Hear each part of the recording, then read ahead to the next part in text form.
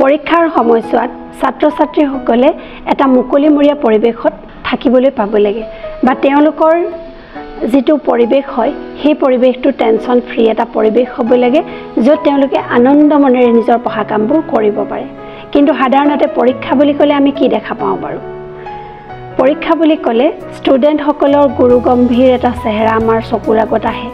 বা অভিভাৱক সকলেও শাসনৰ ক্ষেত্ৰত বহুত কটকটীয়া শাসন কৰি দিয়া দেখা যায় বা শিক্ষক সকলেও বহুত টেনচনত আহে বহুত চিন্তিত হয় গতিকে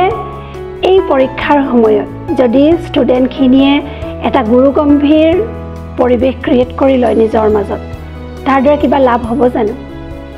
তেওঁলোকৰ এই গুৰুগম্ভীৰ ৰূপটোৱে কাৰোবাৰ প্ৰতি সহানুভূতি এটা পাব পাৰে কাৰোবাৰ পৰা কিন্তু এই পৰীক্ষাত নম্বৰ পোৱাত সহায় নকৰেগৈ সেই গতিকে ষ্টুডেণ্টসকলে আৰম্ভণিৰ পৰাই পৰিপাটিকৈ নিজৰ পঢ়া কামবিলাক কৰি আহিবই লাগিব তেনেধৰণে অভিভাৱকসকলেও যে পৰীক্ষাৰ সময়ত গৈ কটকটীয়া শাসন এটা কৰিলে জানো লাভ হ'ব কেতিয়াও নহয় সেই কাৰণে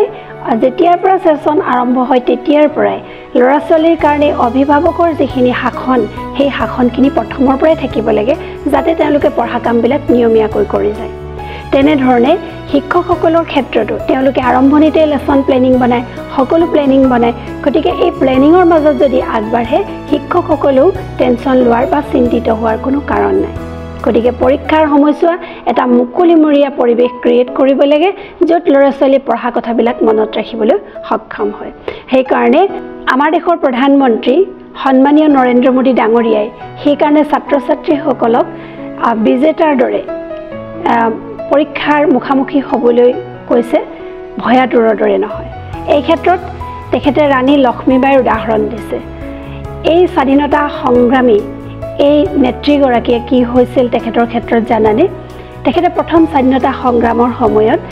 শত্ৰু সৈন্যৰ মুখামুখি হ'ব লগা হৈছিল আৰু শত্ৰু সৈন্য তেওঁৰ পৰা ইমানেই ওচৰত আছিল যে সেই সময়ত দুটা কথাই তেওঁ সিদ্ধান্ত ল'ব পৰা অৱস্থাত আছিল এটা হ'ল হয় শত্ৰুপক্ষৰ মুখামুখি হোৱা নহয় তেওঁ যুদ্ধক্ষেত্ৰ এৰি পলোৱা তেতিয়া ৰাণী লক্ষ্মীবাই কি কৰিছিল জানানে তেখেতে যুদ্ধক্ষেত্ৰ এৰি পলোৱা নাছিল তেখেতে শত্ৰু সৈন্যৰ মুখামুখি হৈছিল সেই কাৰণে ভাৰতৰ বুৰঞ্জীত এই ৰাণী লক্ষ্মীবাইৰ নাম সোণালী আখৰে লিপিবদ্ধ আছে গতিকে তোমালোক সকলোৱে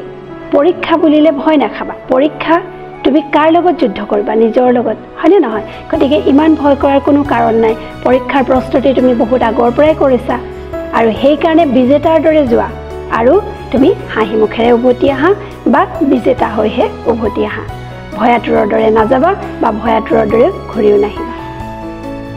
থ্যাংক ইউ